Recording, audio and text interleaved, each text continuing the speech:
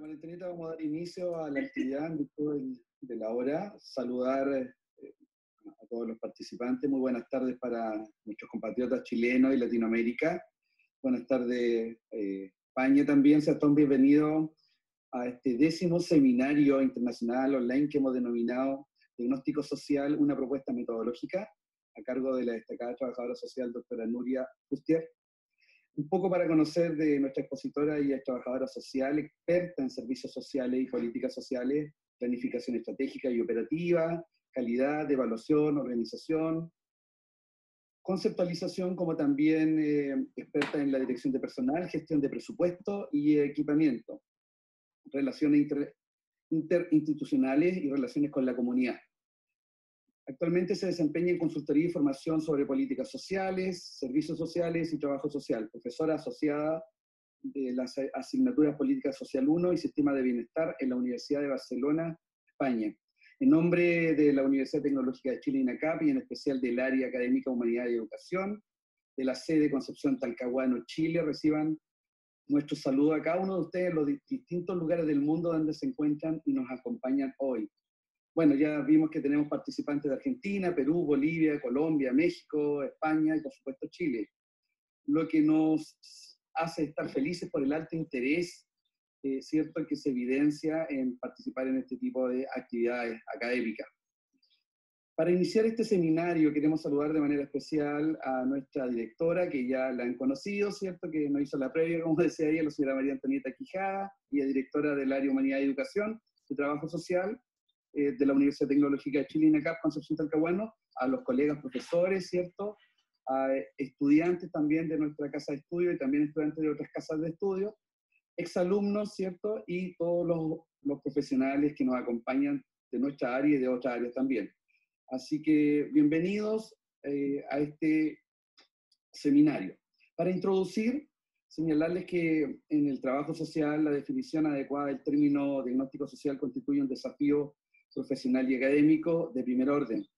Al igual que ocurre con otras disciplinas asistenciales, su relevancia metodológica radica en que la formulación del diagnóstico ofrece una síntesis completa de los resultados de estudio de cada caso particular, que permite y fundamenta de manera adecuada la mejor intervención social posible. Por lo tanto, la correcta formulación del diagnóstico social en cualquier ámbito de intervención social supone un reto destacado y constituye una responsabilidad y una competencia profesional.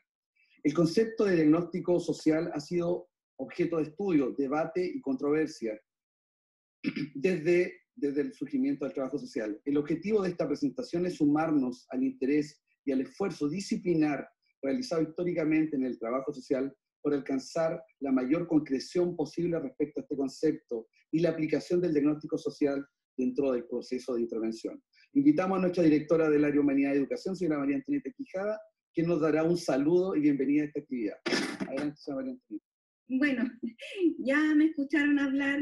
La verdad es que yo creo que como todo trabajador o trabajadora social, no podemos estar sin saber algo de las personas que nos acompañan, así que creo que ya todos me conocen, sean todos y todas muy bienvenidos. Cada día miércoles hemos tenido el privilegio de ir escuchando a destacados conferencistas del trabajo social, pues parte de nuestra ética profesional es estar actualizados e informados para dar respuesta a los requerimientos de nuestra profesión, porque lo social es dinámico y porque las necesidades sociales son diversas y no pueden esperar. Esto precisamente es lo que nos insta a permanecer actualizados. Y si hay algo de lo que no escaparemos en nuestra profesión, es de hacer diagnósticos. Pero no cualquier diagnóstico, sino que un diagnóstico con el apellido de social. Como sabemos, el diagnóstico social es un proceso metodológico que además tiene un corte interpretativo, que busca conocer, comprender y describir, evaluar las necesidades o problemas sociales en un contexto determinado. Se trata de un procedimiento clave en el campo del trabajo social, y no solo nuestro, sino que también en otras profesiones. Y además nosotros lo tomamos del área, además médica, de los médicos. Y enriquecer nuestro saber en la temática es de permanente preocupación. Y aunque hacemos diagnósticos sociales desde que estudiamos, aquí hay varios estudiantes y me imagino que pedido a hacer diagnósticos cada vez que hacen una práctica, por ejemplo, nunca terminamos de aprender y el desafío es hacerlo con un mayor rigor técnico y metodológico. Hoy entonces los voy a invitar a disfrutar de esta interesante conferencia de mi distinguida y estimada colega Nuria, quien ha dedicado su tesis doctoral al tema del diagnóstico social y que hoy vamos a tener el privilegio de escuchar. Así que sean todos muy cordialmente bienvenidos, con mucho cariño desde Chile para Latinoamérica. Un abrazo cariñoso, permítanme por favor, particularmente para los académicos de nuestra universidad, nuestros estudiantes de la Universidad Tecnológica de Chile y nuestros exalumnos que también nos acompañan hoy, de quienes me siento además muy orgullosa. Muy bienvenidos. Muchas gracias, señora María Antonieta, le agradecemos sus palabras. Pero para profundizar en el desarrollo del concepto, compartir los conocimientos y experiencias del trabajo social, dejamos a nuestra colega y compañera trabajadora social, doctora Nuria Fuster, con su presentación. Adelante, Nuria. Bueno, muchas gracias por la invitación. Estoy contentísima. Cuando me hizo la propuesta María Antonieta me sumé rápidamente. Estoy muy, muy contenta de poder estar con todos ustedes. Voy a ver si la presentación, tengo preparada una presentación y voy a ver si soy capaz de que funcione. Esta mañana lo he probado y cuando yo pongo a compartir mi pantalla, dejo de ver yo no veo lo que ustedes ven. Por favor, asegúrense que se ve, ¿vale? Una ventana, a ver, a ver si lo hacemos bien. Vale, ¿sí? Sí. ¿Se ve? Vale, perfecto. Sí, vale, ahora veo diferente que esta mañana. Es que lo he probado así haciendo un juego con 2 ordenadores en casa y es un poco... Bueno, pues sobre todo, buenos días para ustedes, buenas tardes. Aquí en Barcelona son las 6 de la tarde y como decía, estoy muy, muy contenta de poder participar. Como explicaba María Antonieta Quijada, yo he dedicado mi tesis al diagnóstico social. En estos momentos la tesis está depositada y estoy esperando poderla defender para acabar el doctorado definitivamente, pero todo esto de la pandemia nos ha retrasado un poquito y entonces bueno, será un poquito más tarde. Tenía que ser dentro de 2 días y al final será pues dentro de 1 mes y medio. Ya han explicado un poco de dónde vengo. Yo soy trabajadora social hace muchos años y he tenido muchas experiencias en cuanto también como directora de servicios sociales, con lo cual el tema del diagnóstico social me lo he planteado mucho desde la práctica. Ha sido al decidirme, al lanzarme a hacer la tesis, cuando me he adentrado más en el diagnóstico social desde la perspectiva más de estudiar ¿no? Metodológicamente, conceptualmente, porque en la época que yo estudié prácticamente teníamos muy poco material traducido, muy poco material accesible. No existía Amazon ni eso de compartir libros en PDF, es una cosa que es una maravilla ahora. Y entonces íbamos un poco, aquí decimos, con un zapato y una alpargata, ¿no? Que un poco pues era casi por tradición oral, pero se había trabajado un poco. Voy a ver si todo funciona. Vale. Mi presentación, un poco para estructurarla, ¿vale? Voy a hablar para mí, ¿por qué es importante el diagnóstico? Ya lo han apuntado.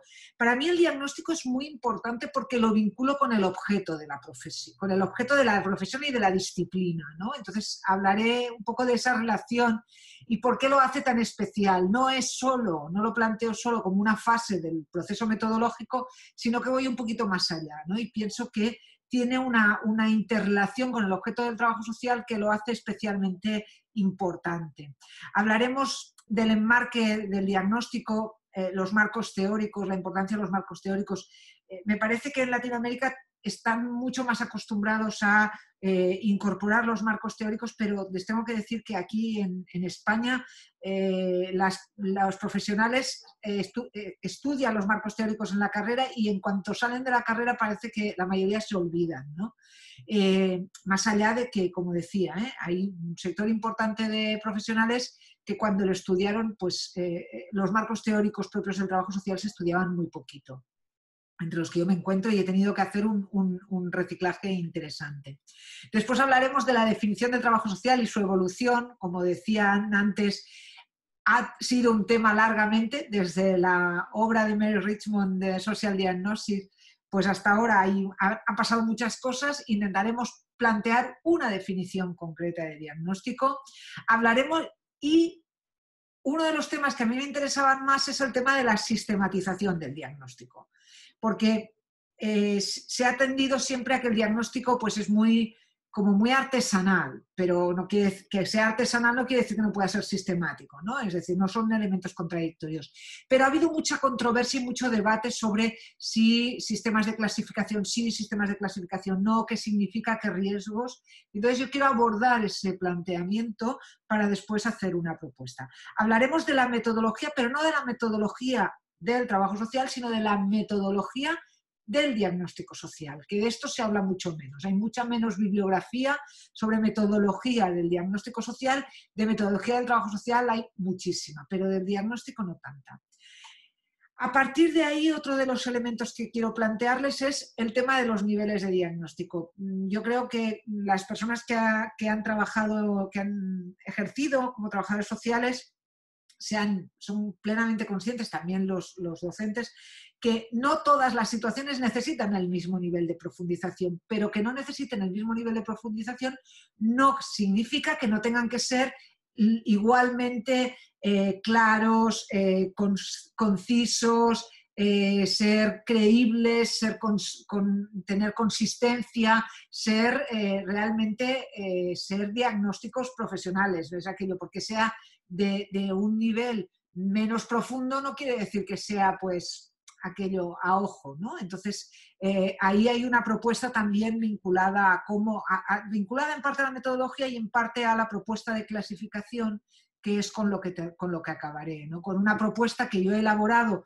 a partir de, ya lo verán, de diferentes herramientas. Yo he planteado una propuesta de sistematización adaptada a nuestro contexto, que yo creo que después, más o menos con la estructura que yo propongo, se puede adaptar a diferentes sitios, porque es verdad que hay unas necesidades básicas que son muy parecidas para todo el mundo, unas necesidades, aquello que por ejemplo, Max Neff habla del desarrollo a escala humana, pero después la forma en que se concretan son distintos en los diferentes niveles, ¿no? Y finalmente acabaré con unas conclusiones para aquello de cerrar Pues vamos allá, vamos a empezar, y vamos a empezar con esto que decía, ¿no? Desde mi perspectiva, el diagnóstico social es la parte de la actividad profesional y de la disciplina que se enfrenta directamente con el objeto del trabajo social, ¿no? Y por eso ha sido una parte que se ha estudiado mucho desde la metodología,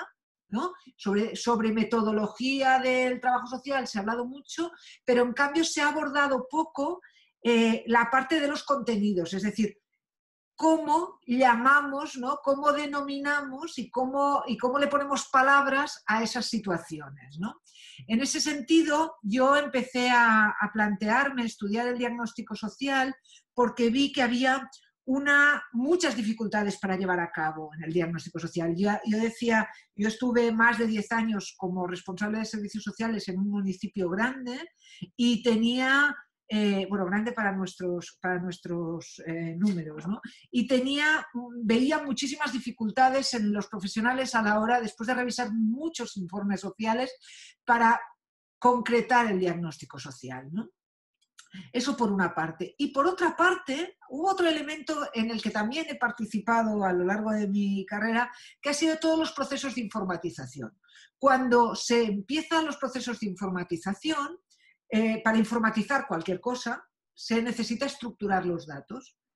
Y entonces, nosotros resulta que no teníamos estructurados los datos, no teníamos categorías porque no creíamos en las categorías, porque había mucha gente que no quería establecer categorías porque pensaba que era etiquetar. Y entonces, si nosotros no categorizamos, resulta que venían los informáticos y hacían las categorías. Y entonces no lo hacían otros, ¿no? En España hay muchos de los programas informáticos que se utilizan para la gestión de los expedientes sociales, pues se han hecho con una voluntad muy clara desde la administración, desde la información de gestión, pero de gestión casi estadística, y muy poco desde la voluntad de desarrollo profesional. Y ahí era un tema que a mí me preocupaba después de haber participado en varias ocasiones. Entonces, más allá, ¿no? Como decía, más allá de estos elementos más prácticos, me planteaba, ¿no? El tema del objeto, ¿no? de su vinculación con el objeto del trabajo social, ¿no? Porque, de alguna manera, el diagnóstico marca, no sé cómo decirlo, marca el perímetro de el objeto de una disciplina o de una ciencia marca el perímetro, y el diagnóstico ha de circunscribirse a ese perímetro. Entonces, si no tenemos claro cuál es ese perímetro, pues podemos acabar haciendo, ¿no? o saliéndonos o desviándonos, ¿no? Entonces, desde esa perspectiva, el objeto de una ciencia, ¿no? Es su materia de conocimiento, son los hechos o fenómenos que pueden ser objeto de investigación. Aquí hay las referencias tanto de Amaya Ituarte como de Teresa Zamanillo. Yo he utilizado, aunque he utilizado también autores latinoamericanos, sobre todo he utilizado autores más cercanos, ¿no? A las dos autoras, Amaya Ituarte es del País Vasco y Teresa Zamanillo es de Madrid.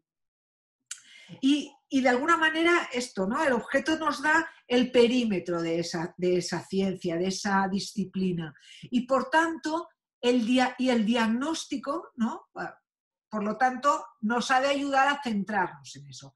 Cuando hablamos del objeto del trabajo social, hay estudios, de hecho ya en los años 50 hubo una autora que se dedicó a repasar todas las definiciones del objeto del trabajo social y habían como 50.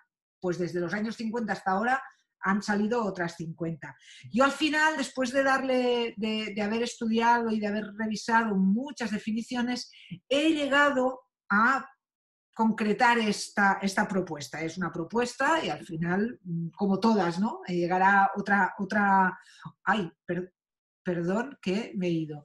Llegará, seguramente puede aparecer otra que sea mejor, ¿no? Para mí el objeto del trabajo social, es decir, su materia de conocimiento, son las situaciones de malestar social generadas por la interacción de la persona en su contexto, en las interacciones personales y en el marco de una estructura social.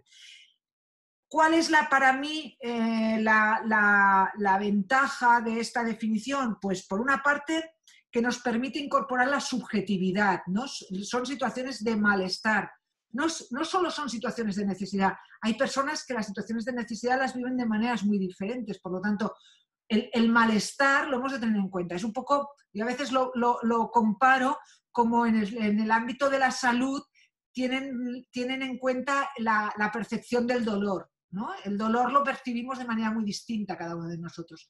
Pues el malestar, las necesidades sociales también las percibimos de manera distinta. Unas personas les genera muchísimo malestar una situación y a otra persona, porque tiene otro tipo de recursos, eso no le genera ese malestar, ¿no? Por lo tanto, incorporamos la subjetividad y además ponemos el acento en la interacción de la persona con otras personas, pero también con la estructura social. No nos podemos olvidar que el malestar social o el bienestar social es fruto de esas interacciones, ¿no? Lo siento, pero toco sin querer esto del ratón y la ruedecita del ratón y se me va, ¿no? Por lo tanto, yo entiendo que el diagnóstico es la formulación de los resultados de investigación, como muy bien apuntaba antes el compañero Eugenio, sobre este objeto, y en el caso del diagnóstico social a nivel individual, familiar o grupal, estamos hablando de ese estudio a un nivel micro. Si estuviéramos hablando a nivel comunitario, estaríamos hablando, o de la sociedad, estaríamos hablando a un nivel más macro. Vale, ahora sí. Para mí es extremadamente importante que la práctica del trabajo social, esto es uno de los temas que he ido descubriendo, aunque tenía esa sensación, he ido descubriendo a lo largo de los últimos tiempos, ¿no? La práctica del trabajo social, como les decía antes, en España la práctica del trabajo social está como muy desvinculada de la teoría, de los marcos teóricos. De hecho, no hace mucho se hizo un estudio aquí donde yo estoy, en Cataluña, se hizo un estudio y se le preguntaba a las personas que qué modelos teóricos tenían de referencia y muchas veces la solución era decir, no, tengo un modelo ecléctico, ¿no? Y los que hicieron el estudio decían, bueno, cuando nos dicen ecléctico nos están queriendo decir que no sé muy bien qué modelo tengo, ¿no? Y yo pienso que es importante tenerlo claro. El modelo, los modelos teóricos los escogemos en función de nuestros valores, nuestras ideas, y todos son válidos, ¿no? Cada uno escoge aquel modelo que mejor le ajusta a su manera de ver la vida. Y mientras lo tenga claro y le sirva para enfocar su tarea profesional, pues perfecto. Nadie pone en duda, por ejemplo, en el ámbito de la psicología, pues que hay psicólogos conductistas, psicólogos psicoanalistas, ¿no? Es decir, simplemente son visiones distintas de la psicología. Bueno, he dicho estos que son los más típicos, ¿no? No soy experta en el tema. Pero, pues en trabajo social tendría que ser lo mismo. Tendríamos que ser capaces de poder decir, mire, yo le atiendo y le hago el acompañamiento, le hago la atención desde esta perspectiva. Y ya está, es una perspectiva y es igual de válida, ¿no? Yo en mi tesis he partido de, como enfoque epistemológico, he partido del construccionismo, porque curiosamente lo que proponía el construccionismo era una serie de bases que yo había ido construyendo a lo largo de mi práctica y de golpe, ¿no? Lo que tiene ponerse a hacer la tesis y a tener que leer muchas cosas, que normalmente en la práctica cotidiana no tienes tiempo, me encontré que, ostras, que había el construccionismo que me representaba muy bien todo aquello que yo había ido entendiendo, ¿no? Construyendo a lo largo de mi práctica, ¿no? ¿Por qué? Por ejemplo, el conocimiento subjetivo, ¿no? El conocimiento, la objetividad, ¿no? La objetividad, eso es así porque es así, pues el conocimiento se construye de manera compartida, mediante consensos, es dinámico, va variando. Eso en las ciencias sociales es muy, muy claro. No deja de ser que las ciencias hemos tenido mucho peso de todo lo que es las ciencias estas duras, puras, ¿no? Las matemáticas, la física, que todo es como muy, ¿no? Se demuestra o no se demuestra. En lo social, en las ciencias sociales eso no es tan claro, ¿no? Y por lo tanto, otro tema muy importante que me pareció interesante del construccionismo es el papel del lenguaje, ¿no? Porque el lenguaje es la base para la construcción del conocimiento y para la acción social. Y en la medida que nosotros, como trabajadores sociales, trabajamos con la relación, nos relacionamos a través del lenguaje. Entonces el lenguaje es fundamental. Y a partir de ahí, ponerle nombres a las cosas, a las situaciones, a la manera en que vivimos las cosas, tiene una trascendencia importante.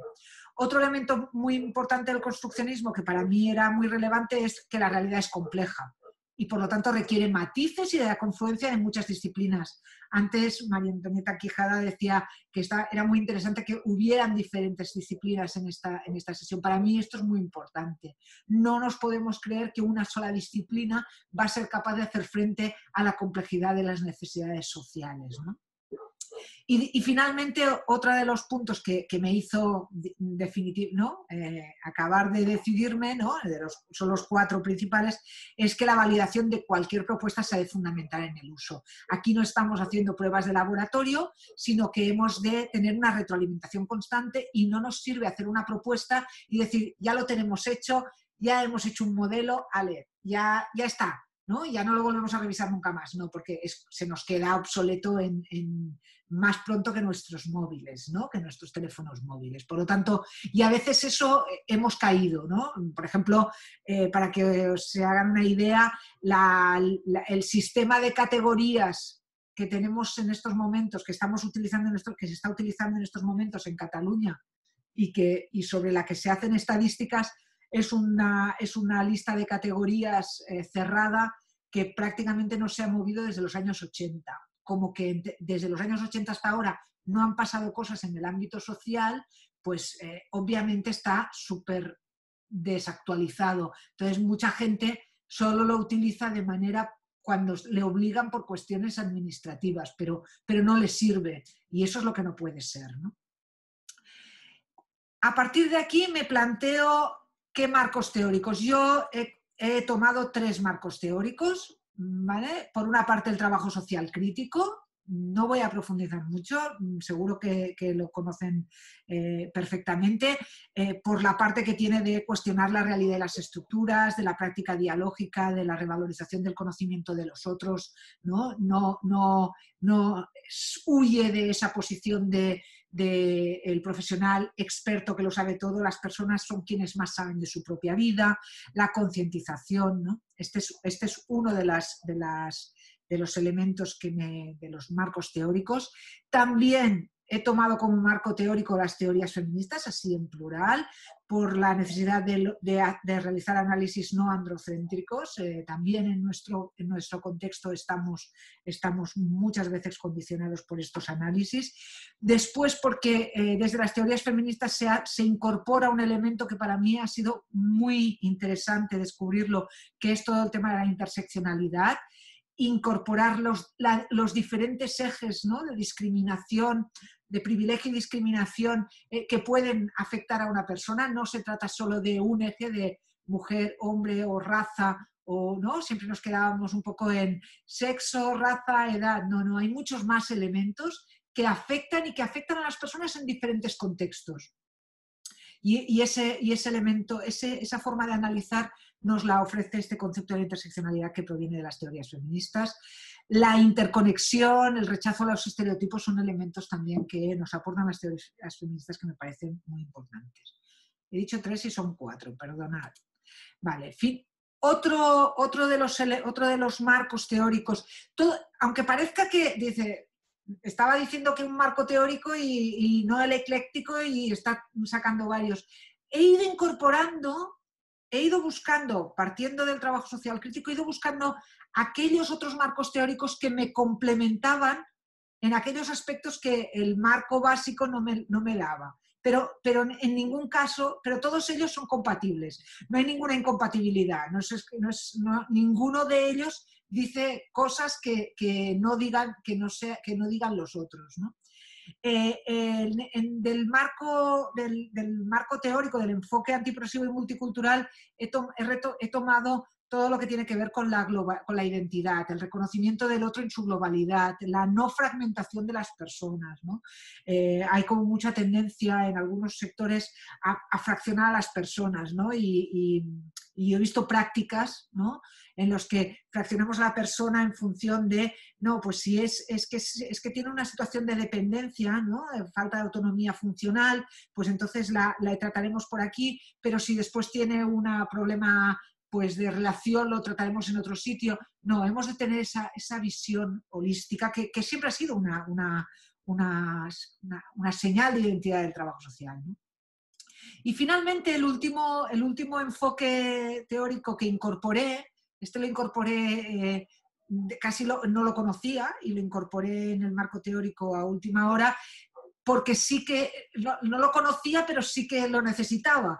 Es la orientación a las fortalezas, ¿no? Es el marco teórico de orientación a las fortalezas, que lo que hace es partir del empoderamiento, trabajar por el empoderamiento de la persona, por el sentimiento de pertinencia, por la resiliencia de las personas, ¿no? El diálogo y la colaboración, igual que el trabajo social crítico. Porque muchas veces, como mínimo en la práctica que se da aquí en España, nos centramos en las debilidades, en lo malo, en lo que no funciona, en los problemas, pero muy pocas veces nos orientamos en todo lo que la persona ha sido capaz de hacer, de construir, de toda la parte esta positiva. Y para mí era muy, muy importante incorporar, ¿no?, esta visión de las capacidades de la persona, las capacidades que ya tiene. Todo el mundo tiene capacidades para algo. Y por lo tanto, o lo recuperamos o estaremos siempre como si siempre nos centramos en las debilidades, en los problemas, en lo negativo, al final es aquello de la crónica de una muerte anunciada, ¿no? O una profecía del autocumplimiento.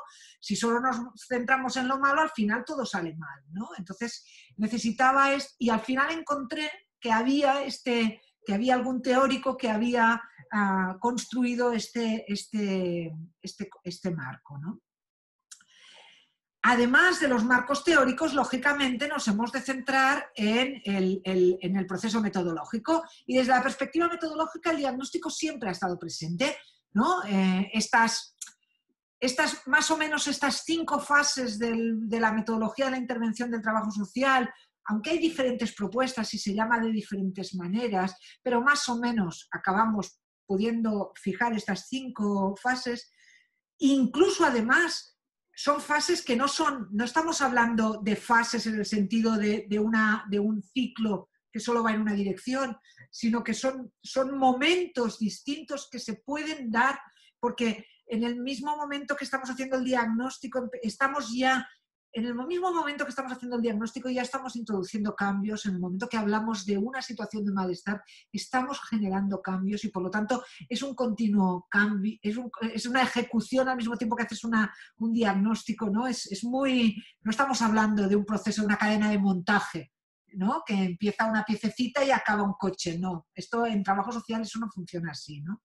Pero desde mi perspectiva, el diagnóstico social es la piedra angular, porque si no sabemos, aunque sea primero de manera muy breve, muy superficial, si no sabemos cuál es la situación de malestar que le genera qué es lo que a esa persona le genera el malestar, o esa familia, o ese grupo, ¿qué vamos a hacer? ¿No? Es decir, ha de haber algo, ¿no? Entonces, si no tenemos eso, todo lo demás cae. Nosotros en catalán tenemos una expresión que es pal de paller, que es el palo del pajar, ¿no? El palo que aguanta el pajar, ¿no? Y el equivalente es la piedra angular, es aquello que aguanta, ¿no?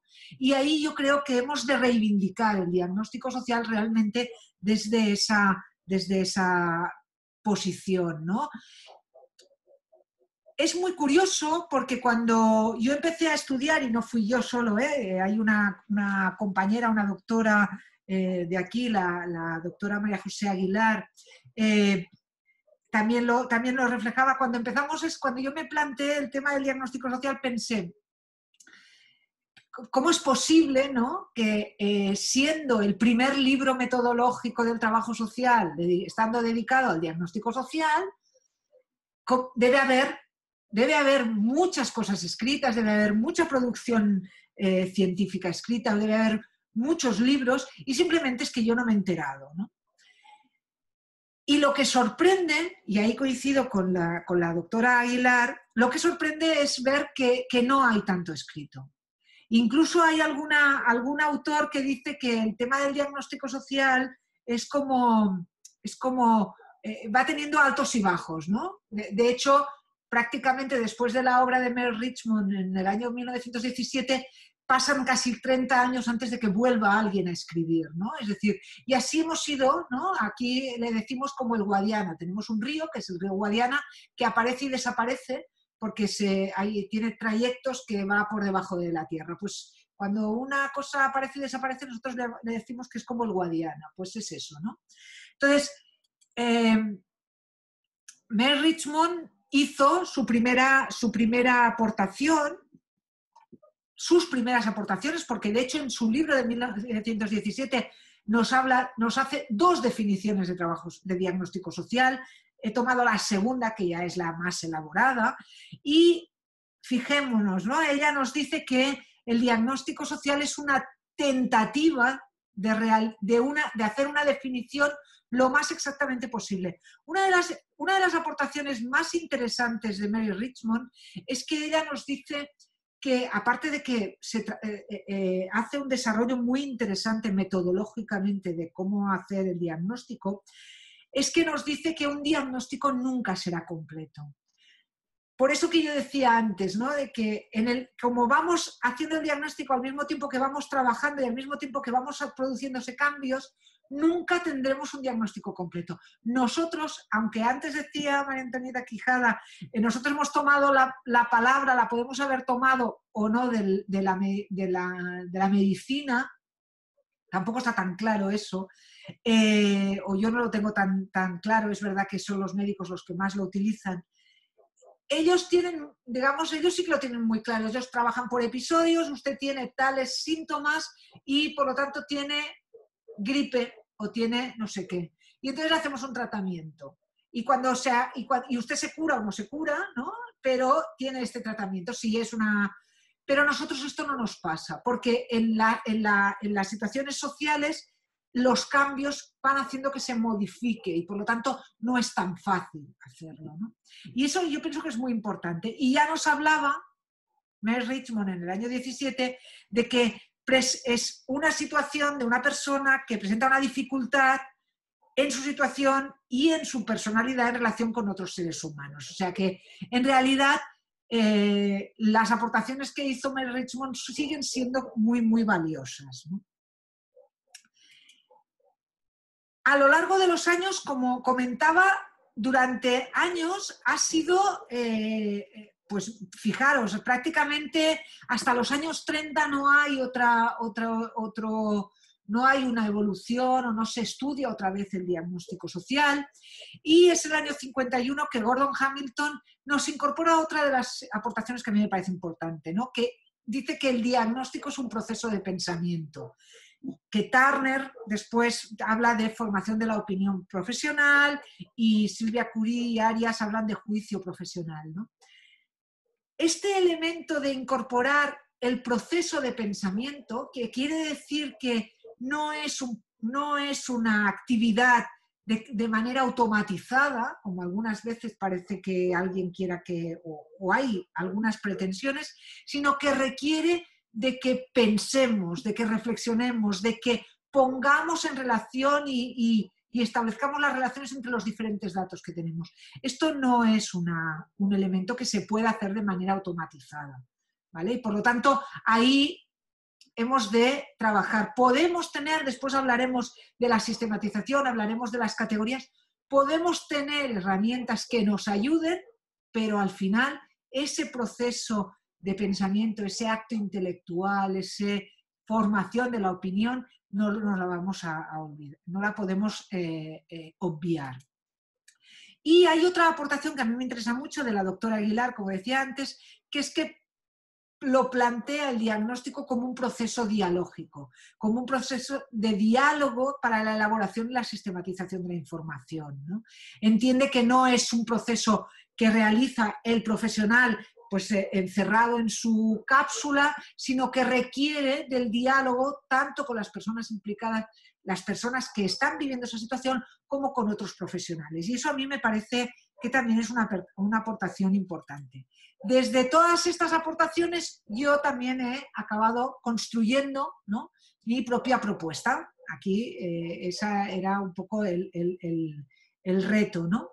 Y para mí el diagnóstico social es un acto intelectual, por ese acto de reflexivo, ¿no?, fruto de este proceso de diálogo, de análisis entre la persona que está viviendo la situación y otros agentes que participan, que lideran los profesionales. Normalmente el diagnóstico lo ha de liderar el profesional en el marco de sus funciones, y que contemplará la situación de la persona desde una visión interseccional, es decir, esa visión holística que tiene en cuenta todas las situaciones de discriminación o no discriminación, de discriminación privilegio. Hay unos ejes ahí también interesantes de analizar que vive la persona, y destaca fortalezas, estrategias y habilidades que la persona tiene para afrontar, que ha ido desarrollando para afrontar las situaciones de malestar que se generan en la interacción de la persona con su contexto, ¿no? Para mí, el diagnóstico ha de tener todos estos elementos. El elemento reflexivo, el elemento del diálogo entre las diferentes partes, el liderazgo profesional, porque al final no deja de ser una actividad profesional, y tener esta visión integral de la persona y además ir a destacar los elementos positivos, ir a obtener aquellas estrategias que a lo mejor en otro ámbito la persona ha desarrollado y no son útiles en este caso. En cuanto a la metodología diagnóstica, he descubierto que no habían muchos. Antes decía, sobre metodología de trabajo social hay mucha producción literaria, pero en cambio sobre metodología diagnóstica he encontrado muy pocos materiales. La verdad es que extremadamente pocos. Mary Richmond fue la primera, hizo un buen desarrollo, de hecho le dedica prácticamente todo el libro a todo el proceso. Gordon Hamilton también lo plantea. Y después, desde los métodos únicos, nosotros aquí en Cataluña, en España, tuvimos a Montserrat Colomer como con el método básico del trabajo social, también lo plantea, ¿no? Pero no son maneras que acaben de funcionar. Son metodologías que van explicando, pero que a mí no me acaban de funcionar, y sobre todo lo que me daba cuenta es que no acababan de estar muy integradas en la práctica de los profesionales, ¿no? Y por lo tanto abordaré luego este tema de la metodología diagnóstica. Y lo que sí que me parece importante es tener claro, como decía antes, cómo ha de ser el diagnóstico. Un diagnóstico es complejo porque reúne toda la información relevante y significativa para el tipo de situación. Ha de ser claro porque ha de utilizar un lenguaje sencillo, ha de contener la información adecuada, ha de ser preciso, ha de centrarse en aquellos aspectos, en aquellos factores, en aquellas dimensiones necesarias. Ha de ser oportuno, ha de hacerse en el momento concreto, en el momento adecuado y además en las circunstancias más, para que sea útil al proceso de decisiones. Antes decía, es que el diagnóstico es la base para la intervención, para el desarrollo de los planes de intervención. Nos sirve de muy poco hacer un gran diagnóstico inicial si solo vamos a poder trabajar una serie de cosas, porque cuando lleguemos a aquello que queríamos trabajar, habremos de volverlo a hacer, porque ya, como habremos trabajado otras cosas, habremos trabajado otros aspectos, se habrán movido y aquello que habíamos dicho ya no nos servirá, ¿no? Por lo tanto, oportunidad, tampoco centrémonos en los esfuerzos.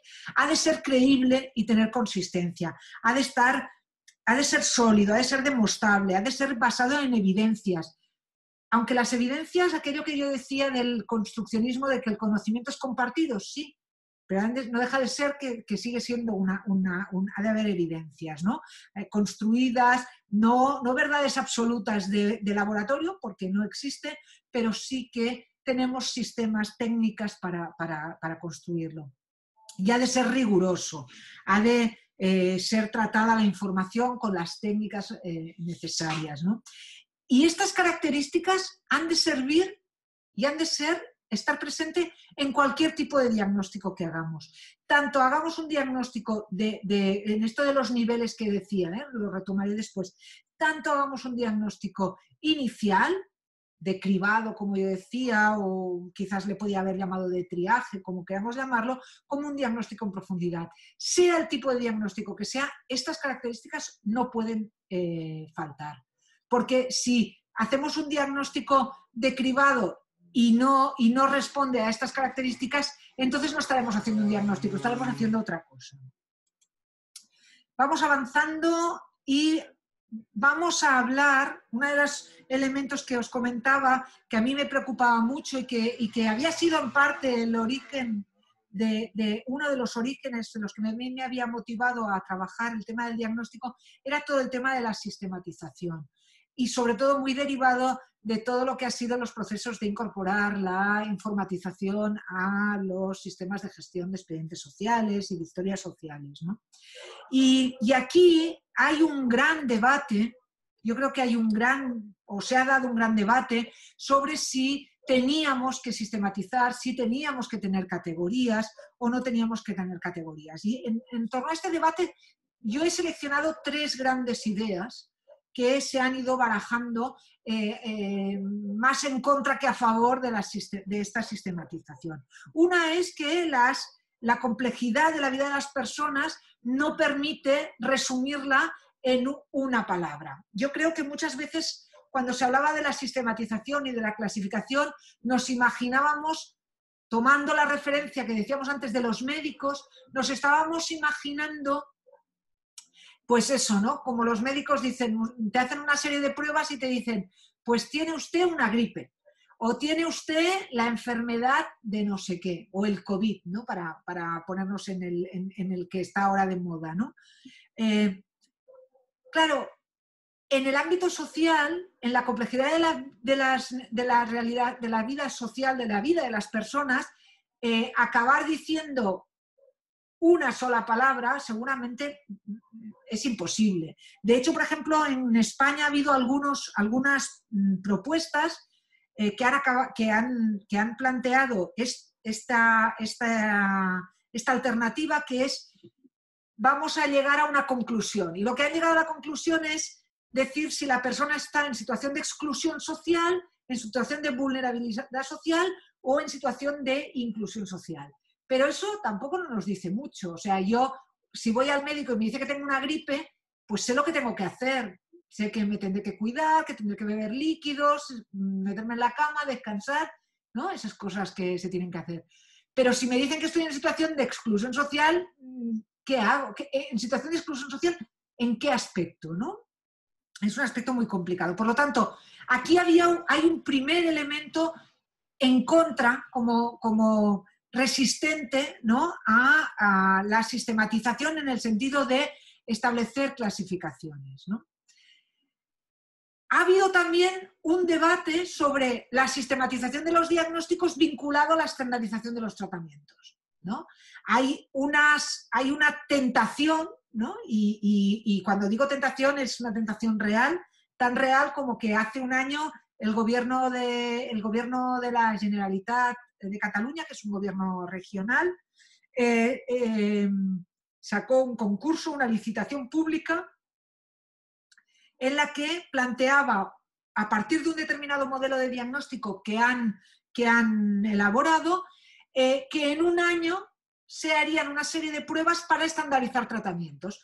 O sea, esto mismo que yo decía, si yo voy al médico y me dice tienes fiebre y tienes gripe, tómate un antitérmico y vete a la cama, pues esto, si en trabajo social o en servicios sociales, también sería así. Y esto es uno de los elementos que ha generado mucho rechazo, porque cada momento, cada persona, incluso cada interrelación entre profesional y persona puede dar unos resultados distintos. Esta sistematización de los diagnósticos llevado a este nivel de estandarización de tratamientos es un poco arriesgado, y de hecho algunas autoras aquí muy renombradas, como Amaya Ituarte, que nombraba antes, han dicho que está muy bien hablar de sistematización de diagnósticos, pero que nadie se le ocurra pensar que eso va a llevar a una estandarización de los tratamientos, porque eso en el ámbito social es imposible hoy por hoy, ¿no? Como mínimo, en el sentido, quizás si tuviéramos una gran cantidad de datos podríamos tener algunas líneas, pero de ahí a tratamientos estándar, que algunos quieren, se ve, bueno, imposible, ¿no? Y finalmente, otro elemento en el debate es que esta sistematización, esta disponer de categorías diagnósticas, se ha visto como un proceso de etiquetaje, y ese etiquetaje como una sustitución del proceso diagnóstico. Es decir, yo no me preocupo de hacer un diagnóstico, sino de buscar la etiqueta que mejor encaja con esa persona, y ya lo tengo resuelto, ¿no? En el fondo, en el debate lo que subyace es el riesgo que tiene la sistematización en cuanto a simplificación, en cuanto a que perdamos la riqueza que tiene y que requiere además la práctica del trabajo social. Pero yo creo, o después de lo que he estudiado, pienso que hay modelos y hay instrumentos que nos permiten huir de esa simplificación, al mismo tiempo que intentamos sistematizar y homogeneizar, porque tener unos sistemas de unas categorías diagnósticas nos puede ayudar a entendernos mejor. Recordemos que yo partía de la idea del construccionismo de que el lenguaje construye. Y si el lenguaje construye, la manera como llamemos a las cosas, a las situaciones, va a contribuir de una manera muy relevante a cómo las abordemos, ¿no? En mi tesis yo he estudiado hasta 10 instrumentos distintos, ¿vale? Veis, los he puesto así en un mapa para que quede más divertido. He estudiado instrumentos elaborados desde el ámbito académico o profesional, o sea, desde las universidades, ¿no? En concreto desde la Universidad de Granada, una profesora, la profesora Rosario Conde Mejías, elaboró la escala general, o desde el ámbito de la profesión. La Asociación Nacional de Trabajo Social de Estados Unidos creó este sistema, el PAI System. Después he estudiado modelos mixtos en los que han participado administraciones y profesionales. El Self-Sufficiency Matrix, que es la matriz de autosuficiencia, que tiene origen en Estados Unidos, pero también el Outcome Star de Reino Unido, la variante holandesa de la matriz de autosuficiencia americana y el modelo del País Vasco que comentaba, era uno de los que comentaba antes. Y después tenemos estos en color rojo que los ha hecho la administración pública, básicamente la administración pública. Tenemos una adaptación del modelo holandés que se ha hecho en Cataluña. En Cataluña no nos fuimos a buscar el modelo original, sino que hicimos la traducción del modelo holandés, que es aquello de la copia, ¿no? Y esto a veces tiene sus dificultades, tiene sus cosas buenas, práctico, y sus cosas malas. Simplificamos los elementos. Hay un instrumento que es de la provincia de Barcelona, que también he estudiado, y después estos dos instrumentos que, bueno, el instrumento Estia y este que pone SIUS, no son instrumentos en sí, sino que estos son plataformas de gestión de expedientes sociales que contienen unas categorizaciones, que son las que utilizan las administraciones públicas. Por lo tanto, son muy importantes porque es con los que trabaja la mayoría de la gente, ¿no? Y a partir de aquí, bueno, no, simplemente he hecho un análisis, ¿no?, de todos estos instrumentos, viendo quién son los autores, cuáles de estos instrumentos tienen categorías absolutas y cuáles tienen indicadores que nos permiten identificar la situación, cuáles tienen factores de riesgo, factores de protección, cuáles tienen definiciones. Fijaros, hay algunos de estos que no tienen ni siquiera definiciones, ¿no?, para que os hagáis una idea, ¿no? Cuáles nos permiten registrar cambios a lo largo de un proceso, cuáles tienen un marco teórico de referencia y cuáles no. La mitad de ellos no tienen marco teórico de referencia, algunos de manera querida y otros no. Y después un tema más de soporte informático. Y a partir de aquí, a partir de este análisis, es lo que, a partir de ahí es cuando yo me he ido, y a partir de la metodología, es cuando yo he ido construyendo mi propuesta, que es lo que vengo ahora a explicar, ¿vale? La propuesta. Y ya voy avanzando, ¿no? Por una parte, sobre la metodología, ¿no? Es decir, antes hablaba, ¿no?, os comentaba, ¿no?, que yo he partido mucho de la práctica, ¿no? Y una de las cosas más importantes que me di cuenta es, bueno, uno, los profesionales en la práctica cotidiana tienen una gran diversidad de situaciones de malestar social a las que atender y además no solo son muy diversas, sino que además son muy complejas, que son dos cosas distintas. Tenemos muchas y muy complejas, ¿no? Además, le añadimos que tenemos un alto número de personas y situaciones a las que dar atención. La presión asistencial, no sé cómo está en Latinoamérica, pero no creo que esté muy diferente a cómo estamos nosotros aquí. El nivel de presión asistencial es altísimo, ¿no? Y además tenemos un alto número de agentes y actores que intervienen en esos procesos de intervención social. Y por tanto eso nos hace pensar cómo debemos construir, ¿no?, la metodología y los instrumentos. Entonces, cuando yo me planteé la propuesta metodológica, me planteé que tenía que tomar como referencia un marco teórico, del que ya he hablado, porque ese marco teórico me permite definir cuál es la relación entre profesional y persona atendida. Sin ese marco teórico puedo estar muy al azar o a lo que me diga la institución en la que trabajo, ¿no? Una de las cosas que salió en los estudios, en los procesos, en el trabajo de campo que hice, es que decían, ostras, otras profesiones tienen sus instrumentos de diagnóstico y ninguna institución les dice lo que tienen que diagnosticar. Lo llevan propio los psicólogos, los médicos, ¿no? Tienen sus propios instrumentos. Y en cambio, a los profesionales del trabajo social o los profesionales de servicios sociales nos dicen los instrumentos que hemos de utilizar. Quiere decir esto, ¿no? Entonces, ahí, y muchas veces tiene otros cariz que no tiene nada que ver con la profesión. Nos ayuda a hacer un análisis de la realidad y nos ayuda a identificar cuáles son las funciones que hemos de desarrollar desde el trabajo social, ¿no?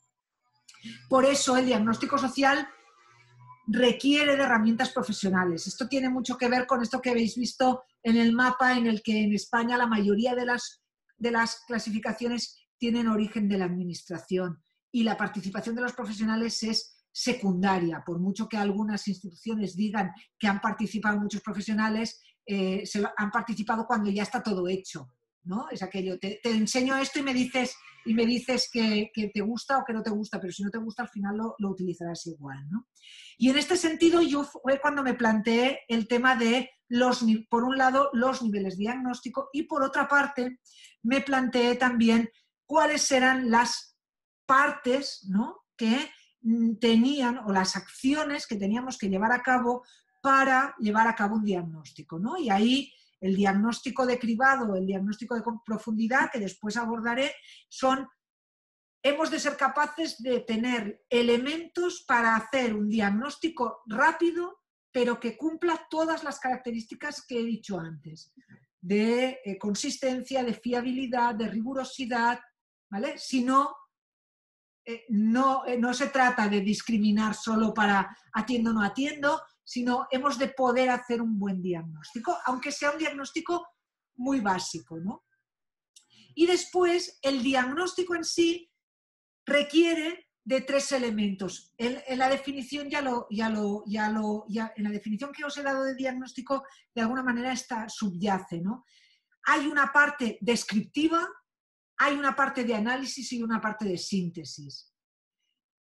Sin las 3 hebras que forman la cuerda, no tenemos diagnóstico. Si solo describimos, no tenemos diagnóstico. Y si no describimos, no podemos hacer análisis, ¿no? Entonces, y si no, si hacemos una síntesis, que es esa parte es la parte reflexiva, no podremos tener un diagnóstico, ¿no? Entonces, ahí, bueno, ahora lo explico un poco, la parte de análisis de acción descriptiva.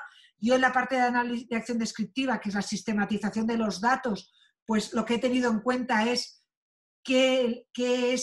cuál es la posición de los diferentes actores, es decir, cuál es la posición del profesional y cuál es la posición de la persona atendida, ¿no?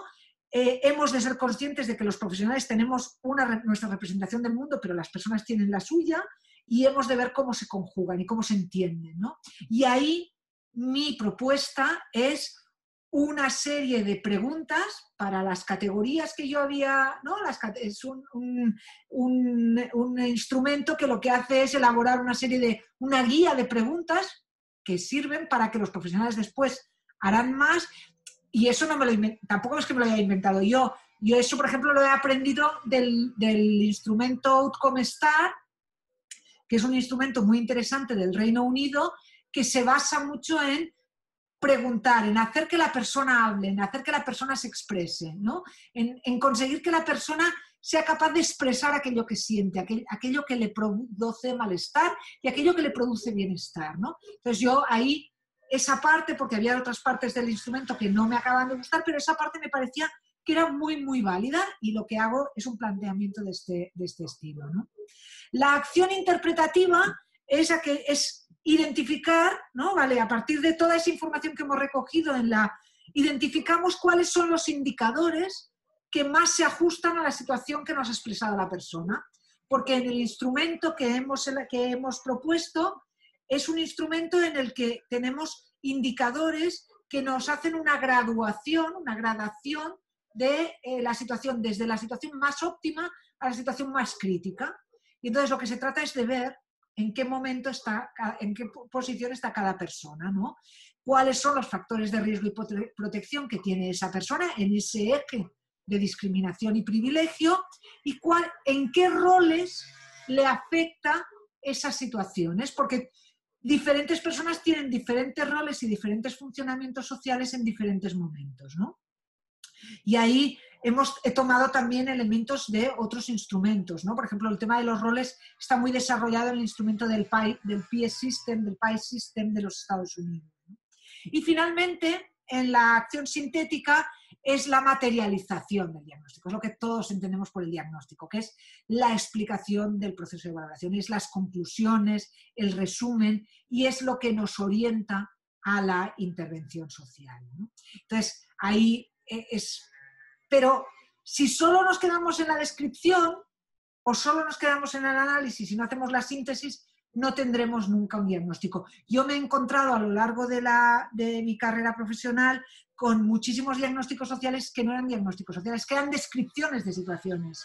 Y te hacían toda la descripción y cuando les decías dame el diagnóstico, te volvían a hacer toda la descripción. No, esto ya me lo has explicado antes, ¿no? Bueno, el instrumento que yo planteo lo que intenta es dar respuesta o dar apoyo para poder llevar a cabo estas fases, ¿no? En el tema de los niveles ya lo he explicado, esto ya lo he explicado, y sí que me parece que es importante tener en cuenta esto. La práctica nos requiere tener esta idea de niveles de profundización del diagnóstico, ¿no? Y ahí, en el ámbito sanitario, en el ámbito de la salud, tienen ese concepto del cribado, ¿no? Que no es, porque en el ámbito de la metodología de la intervención social, Cristina de Robertis habla de un diagnóstico preliminar en el que habla del olfato profesional, habla de casi de intuiciones. Y no se trata de tener intuiciones, se trata de tener instrumentos, ¿no? Como hacen en el ámbito de salud, esto es el planteamiento que hace la OMS, que nos dice una identificación presuntiva de una afectación, a partir de pruebas, exámenes o técnicas. Esto lo hemos de adaptar al ámbito social, que no es fácil ni rápido, pero hemos de ser capaces de tener, ¿no?, un sistema que nos permita hacer este cribado sin hacer un diagnóstico muy en profundidad, que nos permita, pues yo lo que he hecho ha sido proponer una serie de parámetros concretos, ¿no?, que, por ejemplo, en concreto, de las 16 dimensiones que tiene el instrumento completo, el cribado se hace sobre 6 dimensiones, 5 o 6, ¿no? Y nos permite el mismo nivel de rigurosidad que el diagnóstico en profundidad, pero limitado. Nos sirve para definir si somos nosotros los que hemos de atender a esa persona, si es otra institución, si es otro profesional. Y el diagnóstico en profundidad es aquel que se produce en los procesos de intervención social, que se produce a lo largo, ¿no?, que vamos construyendo a lo largo del proceso de intervención social, ¿no? Y en cuanto a la propuesta de clasificación, como os decía antes, para mí el tema del lenguaje era fundamental, ¿no? Fuera un lenguaje claro, preciso, que tuviera definiciones comprensibles, que lo pudiera entender también la persona. No se trata, yo creo que hay cosas, hemos de aprender muchas cosas del sistema de salud, de los profesionales sanitarios, de los médicos, pero eso de ponerle nombres raros y utilizar palabras extrañas para que no nos entiendan, eso sí que no deberíamos aprenderlo, ¿no? Nosotros nos basamos en la relación y por lo tanto hemos de utilizar un lenguaje que sea claro, ¿no? Definir indicadores que nos permitan identificar, no solo centrarlos en lo negativo, sino identificar las fortalezas y las habilidades, ¿no? Y que estos indicadores tengan una graduación, ¿no? Que sean una medida clara, concisa, con criterios únicos desarrollados en distintos niveles, ¿no? En este caso yo he tomado como referencia 5 niveles, que aquí he hecho como os decía, yo lo he construido a partir de diferentes modelos y he tomado los instrumentos o los niveles de un par de instrumentos, tanto la matriz de autosuficiencia de los Estados Unidos y sus adaptaciones europeas, como el Outcome Star, que también tiene 5 niveles, ¿no? Lo que pasa es que le llaman de maneras distintas. Y entonces partimos, ¿no?, de la autosuficiencia entendida como la máxima capacidad que tiene la persona para cubrir sus necesidades básicas, tanto de manera individual como de gestionar y organizar que se las cubran otros. No quiere decir, el nivel de máximo nivel de autosuficiencia no quiere decir que tú te lo hagas todo, sino quiere decir que tú eres capaz de tomar todas las decisiones y de articular todos los recursos que tú necesitas para cubrir tus necesidades. ¿Vale? Que eso es muy importante porque todos somos interdependientes. Después hay un nivel de estabilidad que nos da un nivel social adecuado, un nivel de seguridad, que es un nivel límite, y ya pasamos a la franja esta más roja, que es un nivel inadecuado y un nivel socialmente totalmente inadecuado, que quiere decir, estamos en ese nivel crítico, eso quiere decir que incluso las personas no son capaces ni de reconocer cuál es su situación que su situación es una situación de malestar. Están como desvinculadas muchas veces de esa situación de malestar. En el instrumento de Outcome Star, en el instrumento este británico, le llaman a este nivel, le llaman el nivel estancado, ¿no? La persona está estancada. Está ahí como en su burbuja y no quiere atender a nada, ¿no? Entonces, el instrumento lo que ha hecho es desarrollar indicadores para cada uno de estos niveles, para cada una de las dimensiones, que las dimensiones son estas. Yo he hecho 4 ámbitos, ¿vale? El ámbito relacional, el ámbito de las relaciones personales, familiares, sociales, el ámbito de la autonomía personal, que tiene que ver con la capacidad de ser autónomo, de desarrollar las actividades cotidianas, el ámbito instrumental, que es aquel que nos permite, ¿no?, relacionarnos, que nos permite obtener los medios necesarios para nuestra subsistencia, y el ámbito material, que es eso, el material, el de la subsistencia, el de la economía y la vivienda, ¿no? En cada uno de ellos, ¿no?, pues se han desarrollado unos subindicadores que nos permiten, ¿no?, identificar la situación de la persona.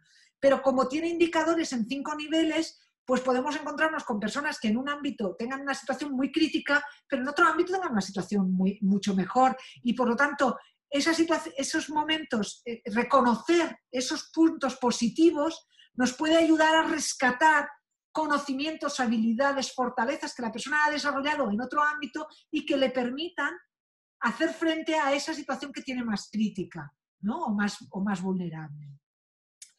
Y en el caso del cribado, lo que os decía, lo que hemos hecho ha sido limitar. Y entonces lo que he hecho ha sido establecer 5 dimensiones que son comunes a todas las personas, que es las de relaciones de convivencia, cuidados, ocupación, economía y vivienda. Y después hay 2 dimensiones, que son estas que se ven en color gris y en cursiva, que dependen de la situación de la persona. Cuando es una persona con menores a cargo, se utiliza la de crianza, y cuando es una persona o unas personas que no tienen menores a cargo, nos ponemos más el énfasis en la autonomía funcional, ¿no? De alguna manera lo que hacemos es limitar, ¿no?, limitar estas dimensiones para poder hacer este diagnóstico con todas las garantías, pero un diagnóstico más sencillo. Yo creo que la ventaja de este modelo es que permitiría que estas dimensiones que yo he propuesto en diferentes servicios se pudieran modificar o se pudiera, según con quién estás trabajando, según en qué campo estás trabajando, se pudieran modificar para ser realmente, hacer esta función de cribado, ¿no?, de triaje, pues de una manera mucho más sencilla. El cribado nos sirve para saber si hemos de atender o no a la persona, pero también si la hemos de atender con mucha urgencia, con mucha rapidez o menos, ¿no? Y por lo tanto eso es importante. Y ya acabo a modo de conclusiones, de manera muy rápida, pues lo que decía, ¿no?, la importancia del diagnóstico vinculado con el objeto del trabajo social, la necesidad de tener presentes los marcos teóricos. No nos olvidemos de los marcos teóricos que nos ayudan a desarrollar el diagnóstico y hacer los análisis. El diagnóstico como piedra angular, sí que es verdad que normalmente se le pone como una fase más de la metodología, pero no es una fase porque sí, sino que es una fase que la necesitamos para poder construir todo lo otro. La definición de diagnóstico teniendo en cuenta esos elementos que os comentaba antes, de el acto intelectual, ¿no? El proceso de reflexión de la persona en su contexto, de la persona en su integridad, las características de complejidad, de precisión, de oportunidad, de credibilidad. Clasificar no es simplificar, sobre todo eso, clasificar no es simplificar, clasificar es una herramienta que nos ayuda, pero no puede ser nunca simplificación. La metodología en 3 partes que son todas necesarias: descripción, análisis y síntesis, los niveles, cribado y profundidad, indicadores graduables que recojan las fortalezas desde el primer momento y ámbitos y dimensiones que pueden ser variables en función del entorno en el que estamos trabajando. Y yo con esto, pues, una de las frases, no sé si, espero que se oiga bien. ¿No se oye? ¿Se está oyendo o no? Sí. Perfecto. Ah, vale. La última cosa que ya quería decir es que hay una frase de un autor tan moderno como Séneca que dice que quien no sabe a qué puerto va, ningún viento le es favorable. Y eso es lo que nosotros, como en el trabajo social, para nosotros eso es el diagnóstico. Hemos de saber a qué puerto vamos. No quiere decir que tengamos que tener un GPS que nos dice gira a la derecha, gira a la izquierda, sino que más bien necesitamos una brújula que nos lleve, que nos indique qué dirección. Y para mí eso es el diagnóstico.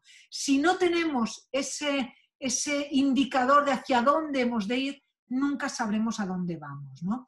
Muchas gracias y abrimos debate.